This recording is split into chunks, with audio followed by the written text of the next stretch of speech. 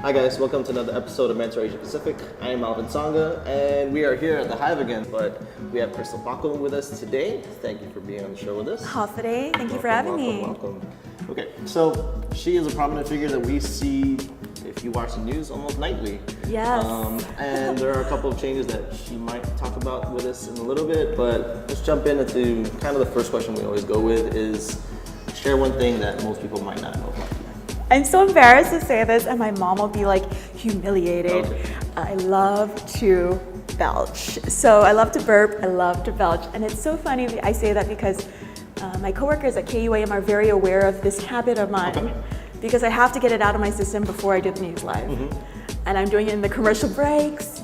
I'm doing it as we're miking up. As long as I'm not doing it on the live news, I'm good. And then when I'm at home, oh my gosh, my mom will just, she's so humiliated.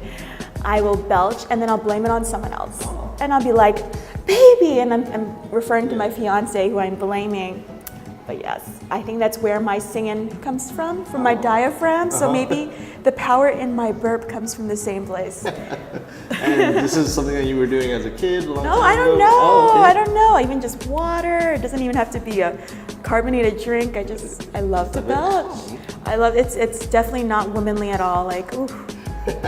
Do not ask me to do it on the spot too. I'll be embarrassed in public. But we won't do it. Maybe we'll catch it later. And also can do the alphabet. I can burp the alphabet. It's a pretty good skill. Not like that one. Not like I need this skill. Okay, so that's an amazing jump off point for your story, I guess. So lead us through your story, like where you started at, kind of your professional career, and where you are at today. So what's your story? My elevator spiel is that I was a music major at the University of Guam. It was very natural for me to pick that major because I had been playing with the UOG Jazz Band even when I was in high school. So I play saxophone. I started majoring in music. And then halfway through my college career, my mom was like, what are you going to do with that degree? And that was a big wake-up call for me. And like, oh my God, what am I going to do? I mean, am I going to teach band? Am I going to teach music? And I could not envision myself doing that and being happy because I don't have that kind of patience. If you ever imagine like a beginning band class, what a headache that is. Well, I teach math. So. Oh, you teach math, okay. Equally challenging of the subjects. But I thought about it and I was like, no, this is not for me. So let's find something practical as my mom had asked me to look into. And so I ended up double majoring in communications. And it was a perfect fit and was very natural for me. I went into my broadcast classes, I excelled. I did the communications classes, excelled very easily. And before you know it, I graduated and KUAM called me like at the eve of my graduation saying, hey, come in. Give your resume, let's do a screen test. Fast forward almost 8 years and here I am today in front of you, Alvin. Crazy. Wow. Okay, so talking about those quick 8 years, were there some struggles within those 8 years that you had a hard time with at KUAM or anything that might have knocked you off your path a little bit? Is this the lowest question? Is this my lowest question? No, just this, okay, it knocked me off my path. Or may have knocked you off your path. You were there for 8, so. You know, working in news is very difficult. I don't think people realize, the viewers at home don't realize how many people and how much hard work it takes on a daily to put a production together at 6 o'clock live every night. And so there are definitely my days where I can't do this anymore. It's stressful, or people have yelled at me. It's really difficult for me. I wouldn't narrow it down to a specific moment, but there are a few times where I've gone to a scene and I can't even contain myself. Okay, like you come up to a person who has lost everything to a fire. You throw a microphone in their face and a camera, and what do you expect, And so with this job comes this notoriety of being like intrusive and unsympathetic, and that's not it at all. And I think we definitely get a bad rap. But I definitely can think of a few moments where I showed up to the scene. Maybe it was a drowning scene, and there's mom and dad crying, I don't want to capture that. I won't show their faces, but there's moments where I can't even keep it together. Like my heart, I'm a crier. And so telling these stories it hits me. It hits me mentally, emotionally. And so sometimes I really struggle with that. And like I said, someone who's lost everything, there was this one fire, 5 sisters died. I don't think you remember that. It was up north. It was a tin home. 5 sisters had died. The source of the sparks was actually a candle.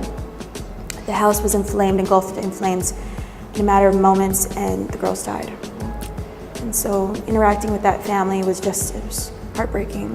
Those are stories I hate telling, but they need to be told. Because the community, this is where the community can step up. This is where all the NGOs and everyone can come forward and help. And I think that's what really happened. And Guam is that kind of community where we step up when someone is in need. Yes, wow. I guess I can kind of see that part of the news side of being like, pulling in a production but probably not to that depth at that moment. A 30-minute news show, Yeah, no, nothing like that. And not on a daily basis. I can imagine the stress and the struggle that you've gone through. But also along those lines, what was probably the most difficult time in the moment in your life that you've had? Most difficult moment in my life, oh my gosh, it might sound superficial, and I hope it doesn't, but when I look back, I think of the lowest point in my life being right after the Miss World Guam pageant. So in 2014, I did a beauty pageant. I wanted to get out of my comfort zone, and I've never worn a 2-piece bikini, not that the bikini part is the only part of the pageant, but I had lost 30 plus pounds to even enter the pageant. And I thought I really had it. I gained so much confidence with losing the weight. I knew I was a great public speaker. I knew I was a good role model doing what I was doing on the news and all the work I do with nonprofits. But come pageant night, I didn't feel good enough. And I didn't feel good enough when they announced the top 3 and my name was missing. And in the back I went and I cried and you have to put up a good face on the stage, but I was devastated. And I was devastated because I felt like I wasn't good enough, and it took me months to get to have to recover from that. Because I was like, okay, my self-worth is not determined by these judges. It's not determined by how I look in a bikini or how I articulate my name on a stage or how many applause I can get. And so I definitely had to learn something from that. And I actually want to share something. My lowest point actually followed my first tattoo. It's a crown to remind me that I don't need one on my head to do amazing things and to be that role model that I aspire to be, which is why I did the pageant to begin with. Aside from getting out of my comfort zone, it was I wanted to inspire my niece. I only have one niece. I only have one brother, and he has one daughter. Her name is Isabella. And when she was a little girl, she said she wanted to be 2 things when she grew up. She said she wanted to be a princess, and she said she wanted to be like Auntie Krystal. So I thought if Auntie Krystal could be Miss World Guam, I would have killed 2 birds with one stone. Unfortunately, it didn't happen. Again, what the lesson learned there was my value, my worth was not determined by these 3 or 5 judges.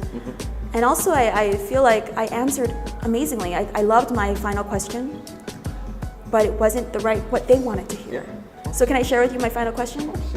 The final question was, if you could have dinner with Mother Teresa or Princess Diana, who would it be and why? And a response? I picked Princess Diana. And this is before she got trendy. Because imagine where we were in 2014, this is before the royal family really got hyped up because of Meghan Markle and Princess Kate.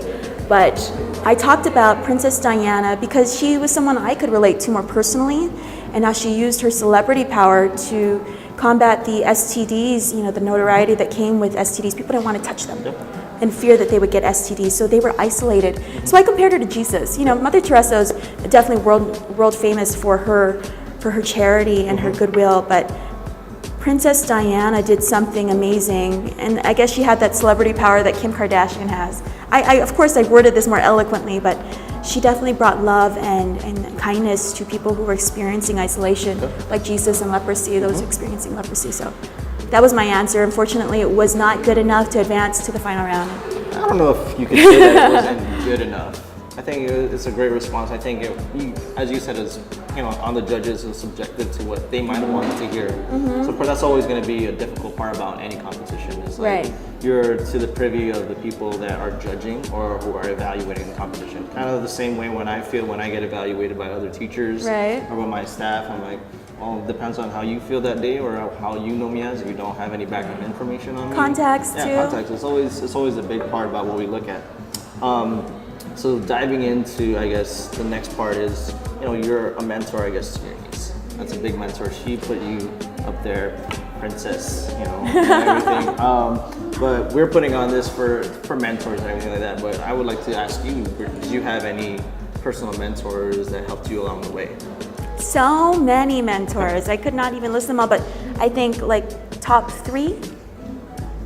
Sabrina Salas Metanani, who you're all familiar with because she's my big boss at KUAM, and Mindy Uggan, who was also my boss, the assistant news director when I joined KUAM 8 years ago. So those two were really so pivotal in teaching me everything that I knew. Taught me how to be tough. Taught me how to be tough in this really, really difficult job. I think this job challenges you emotionally, mentally, intellectually. You have to be a fast thinker, and so they really taught me everything I needed to know to be in the news. And Nick Delgado, of course, too. He was one of the people that brought me on board. And then also Rita Nalta. Rita Nalta was one of my teachers at the University of Guam. And I reached out to her when I wanted some advice about what to do with my life. What to do next. Should I stay or should I go? She provided that info. A musical mentor for me is Patrick Palomo. Oh my goodness. If you're a musician, you know what I'm talking about. He's like everybody's musical mentor. I love the way he inspires musicians.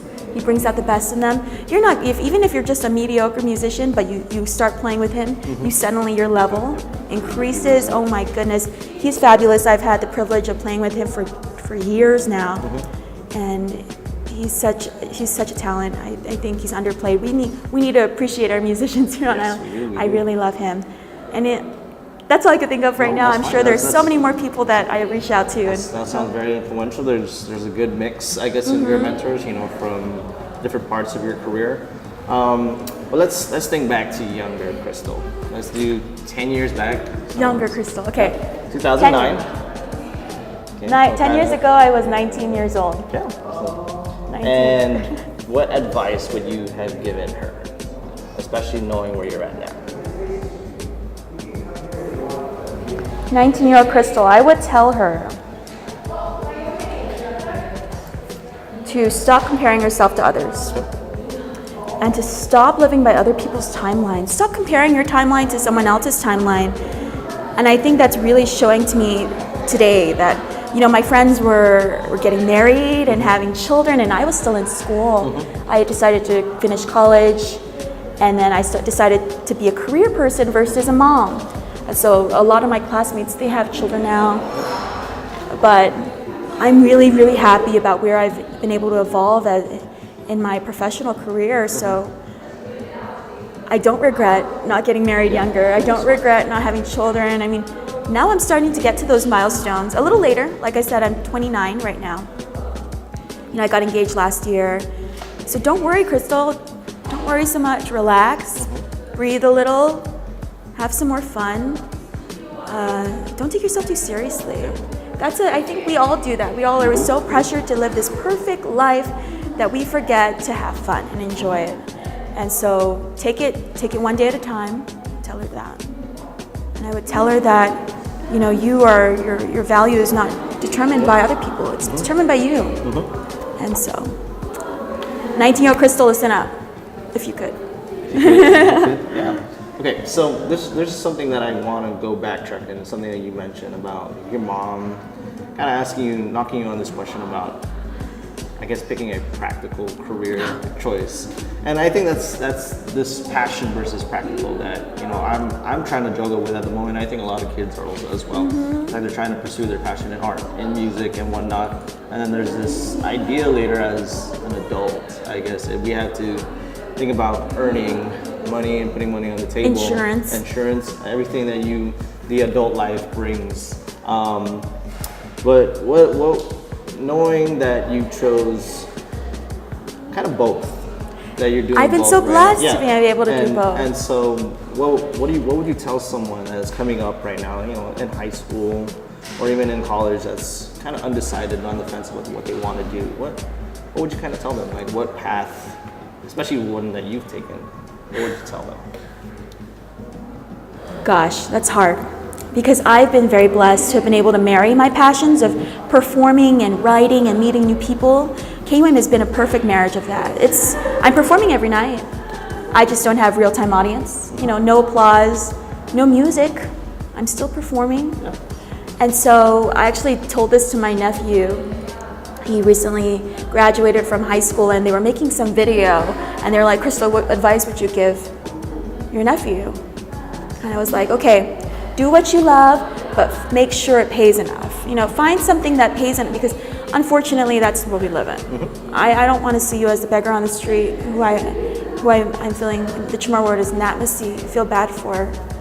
And I want you to succeed, but you know, you have to find that balance between, is it practical and am I passionate about it? So if you're able to find something you're passionate about that pays the bills, power to you, do it. Mm-hmm. And like you said, we all have our different, like you're trying to balance it too, teaching, doing filmmaking and everything. So fortunately, I was lucky to have that and it evolved to the career I have today. Like I said, working at KUM as a news reporter is just the same as performing, just no real-time audience.